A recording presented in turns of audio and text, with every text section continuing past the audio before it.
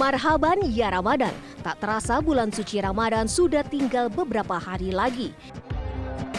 Itu artinya umat muslim di seluruh dunia, termasuk Indonesia, akan menjalankan ibadah puasa selama 30 hari lamanya. Ini akan menjadi pelaksanaan Ramadan tahun kedua di masa pandemi. Namun Ramadan tahun ini, masyarakat sudah mulai menerima vaksin di tengah bayang-bayang masih meningkatnya angka penularan dan munculnya varian baru virus corona. Pemerintah pun sudah bersiap diri sejak jauh-jauh hari untuk mengingatkan masyarakat menjalankan protokol kesehatan dalam melaksanakan rutinitas ibadah selama sebulan penuh. Sejumlah larangan pun diberlakukan, seperti larangan untuk buka puasa bersama di hotel atau rumah makan. Selain itu, pemerintah juga sudah memutuskan untuk melarang mudik lebaran yang diberlakukan mulai tanggal 7 hingga 17 Mei mendatang. Larangan pemerintah ini tentu saja menimbulkan pro dan kontra. Sebagian pihak mafhum jika larangan ini adalah bagian dari upaya pemerintah memaksimalkan pencegahan penularan dan juga efektivitas vaksinasi yang saat ini sedang berlangsung.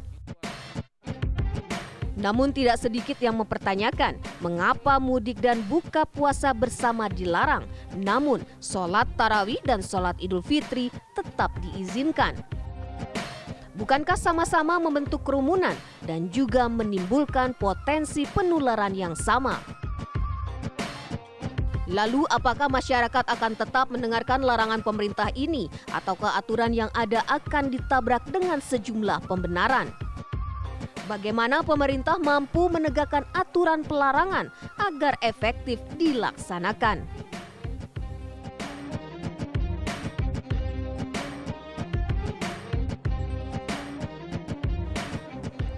Ya pemirsa, kita pahami bahwa setiap kebijakan pasti ada pro dan kontra, itu sudah biasa.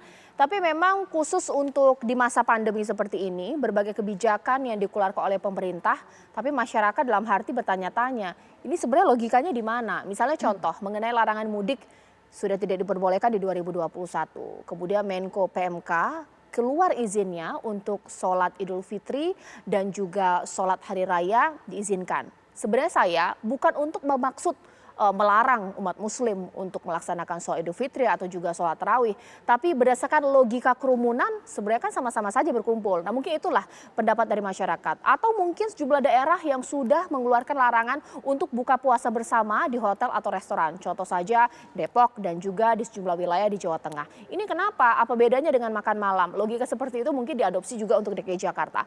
Hal inilah yang akan saya bahas di malam hari ini pemirsa. Di studio TV One sudah hadir di sini Mbak Hana Suryani, merupakan Ketua Asosiasi Hiburan DKI Jakarta. Selamat malam Mbak Hana. Selamat malam Mbak. Ya, saya juga akan berbincang dengan sejumlah narasumber saya, mulai dari Mas Imam Prasojo sebagai sosiolog nanti akan saya tanyakan, dan juga Menko PMK Bapak Muhadjir Effendi. Tapi mungkin saya ke Mbak Hana terlebih dahulu. Mbak Hana, sebenarnya dari asosiasi hiburan kalau ditanya berdampak ya pasti berdampak dengan kebijakan ini. Tapi misalnya contohnya kita satu persatu dulu ya, mudik. Seberapa berdampak ini dengan industri hiburan yang ada di DKI Jakarta? Kalau orang nggak mudik berarti apakah kemudian orang akan menikmati hiburan yang kemudian ada di naungan dari Bahana, ini bagaimana? Saya izin buka masker boleh. ya.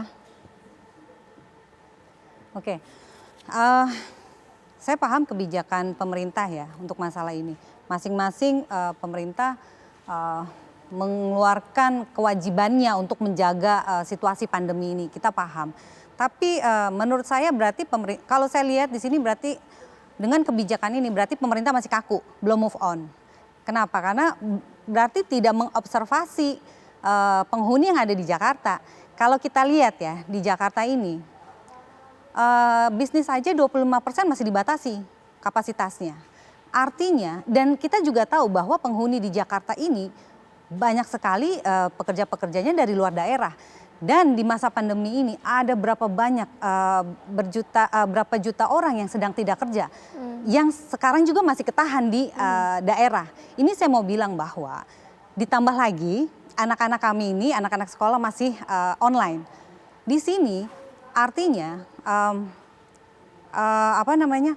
tingkat untuk pulang kampung di tahun 2021 ini kalau kita lihat penyusutannya seharusnya sudah presentasinya menurun gitu loh.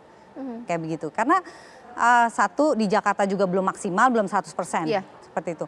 Nah, jadi sebenarnya kalau dengan adanya pelarangan ini mungkin kalau dari sisi kami dibilang merugikan ya tidak merugikan ya, karena memang juga situasi bisnis yang masih belum kembali sempurna seperti itu, masih minim sekali dan juga ditambah kalau kembali lagi deh, makanya saya bilang observasi dulu. Kenapa? Karena di Jakarta ini belum total 100% bekerja pekerjanya, berarti masih banyak sebetulnya ketahan di luar daerah itu, seperti itu. Oke Mbak Hana, kalau misal sesuai dengan judul saya, mudik dilarang, tapi yang paling kita tanyakan apakah masyarakat patuh? Contohnya kalau industri hiburan sudah menerapkan protokol kesehatan, semua pengunjung memang patuh dengan peraturan tersebut. Misalnya disuruh duduk berjarak, disuruh memakai masker, tapi kan kalau bicara mungkin harus dibuka. Tapi protokol-protokol lainnya misalnya tetap kerumunan, ini bagaimana? Bisa tidak ya mengatur industri hiburan?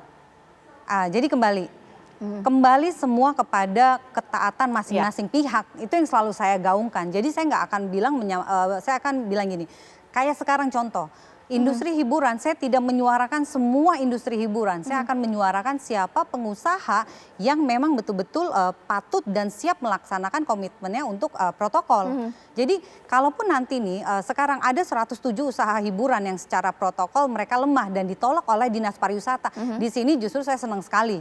Artinya teman-teman dinas gabungan seperti Dinas Pariwisata, Dinas Kesehatan itu betul-betul menceklis sekali kekuatan dari protokol yang akan dijalankan oleh teman-teman hiburan. Jadi yang lemah-lemah yang kerjaannya hanya ngikut, yang nempel pada teman-teman yang yang ketat, ini lebih baik nggak usah dibuka gitu. Karena kita semua tahu bahwa hiburan ini adalah usaha yang kerap kali dituding akan menyebabkan klaster baru. Walaupun sebenarnya saya di sini juga agak cemburu. Kenapa hiburan dalam proses pembukaannya itu harus pakai genos atau antigen. Sementara kalau kita lihat kafe-kafe atau restoran yang beroperasi sudah seperti hiburan malam itu pembukaannya tidak perlu genos atau tidak perlu antigen. Baik. Gitu. Ya, sekarang saya langsung ke Mas Imam Prasojo. Mas Imam, selamat malam. Selamat malam. Ya, sudah terlihat juga di sini sekjen dari Organda ya. Pak Ateng? Ya, baik, mungkin saya ke Pak Imam dulu. Pak Imam, kalau misalnya ini pertanyaan klasik ya. Ini kan saya tidak bilang terlalu banyak juga ya, namanya aturan ya aturan. Ada banyak aturan, mulai dari aturan dilarang mudik, harus ada protokol kesehatan, harus tes genos, swab antigen dan lain-lain. Ditambah lagi ada daerah-daerah tertentu punya aturan juga yang lebih kecil-kecil, misalnya nggak boleh makan di restoran dan hotel. Ini kemudian kita tanya simpel, ini masyarakat jenuh atau jadi tidak patuh atau patuh ini, bagaimana? Ya, jadi dalam kehidupan sehari-hari kita itu ada beragam kepentingan. Ya, kepentingan kultural, kepentingan ekonomi, kepentingan kesehatan. Ya, itu semua saling bergulat, bertempur. Nah, tentu pemerintah mengambil sikap ya pada saat sekarang ini setelah dihitung ya resiko, cost ya semua yang harus ditanggung oleh masyarakat maupun oleh pemerintah itu akhirnya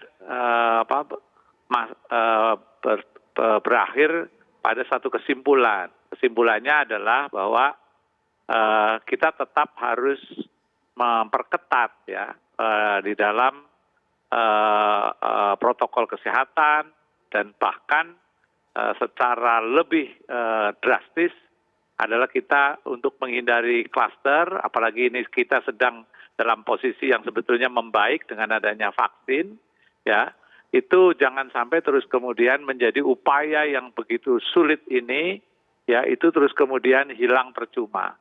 Apalagi kita tahu ya bahwa vaksin ini juga berebut, ya ketersediaan itu juga sebetulnya belum memenuhi keseluruhan. Oleh karena itu kalau upaya yang selama ini sudah susah payah kita lakukan terus kemudian menjadi percuma, maka itu sebetulnya secara nasional akan sangat merugikan kehidupan kita bersama. Itu yang saya kira perlu difahami. Nah, apalagi kalau seandainya masyarakat sendiri tahu bahwa sebelumnya ya waktu kita dulu mudik itu angka memang terus kemudian menaik. Nah, itu tentu sistem kesehatan kita belum tentu mampu untuk menahan ya potensi-potensi penularan. Apalagi kalau sistem kesehatan di daerah yang dokternya terbatas, peralatan lebih terbatas, dan pengalaman yang lalu itulah yang kemudian menjadikan pemerintah saya kira memutuskan untuk melarang.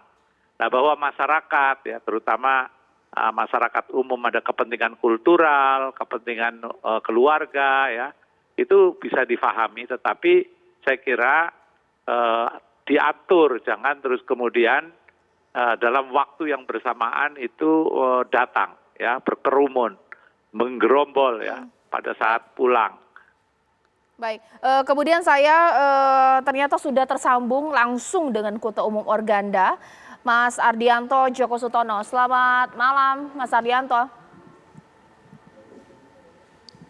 Selamat malam. Iya, Organda sudah keluar statementnya mendukung kebijakan pemerintah dalam melarang mudik di tahun ini. Tapi sebenarnya mungkin simpelnya seperti ini, Mas ya. Seberapa patuh sih para operator perusahaan bus dan kendaraan lainnya dengan arahan ini? Atau demi urusan perut, demi punya pemasukan, banyak juga yang mau menghantarkan masyarakat untuk mudik. Bagaimana? Ya, memang ini bukan hal yang sederhana ya. Di presiden tahun sebelumnya pun saya kira bukan hanya operator angkutan umum, tetapi kendaraan pribadi kan juga terlihat sangat banyak jumlahnya. Bahkan angkutan liar pun dari pihak kepolisian juga melakukan screening dan filterisasi di jalan. Jadi saya kira apakah kemungkinan itu akan terjadi? Ya mungkin saja gitu. Tapi pada saat ini kami tetap mengajukan bahwa angkutan umum dapat tetap dijalankan dengan menggunakan protokol kesehatan yang sangat ketat, baik dari kapasitas, dari screening setiap penumpangnya, karena angkutan umum kan diberangkatkan dari terminal tertentu. Jadi bukan hanya angkutan darat, tetapi angkutan lain juga melalui titik pemberangkatan yang jelas dan bisa melalui screening yang ketat. Sehingga kami mengusulkan itu. Baik. Walaupun demikian, jika pemerintah tetap memberikan keputusan bahwa meniadakan mudik, ya tentunya kami harus comply karena kami juga mengerti tujuannya dan keputusan itu pun diambil bukan keputusan yang mudah kan oleh pemerintah. Baik, Mas Ardianto, sebenarnya suasana kebatinan dari Organda di bawahnya, di dalam Anda dan juga para operator bus ini seperti apa? Apakah ada semacam seperti ini? Agak tebang pilih nih, mereka yang mudik pakai kendaraan pribadi boleh. Pasti tidak ada protokol kesehatan, nggak mungkin berjarak tempat duduknya. Tapi operator bus ditekan, dipres, ini bagaimana? Sesaat lagi dijawab usai jeda berikut di Apa Kabar Indonesia Malam.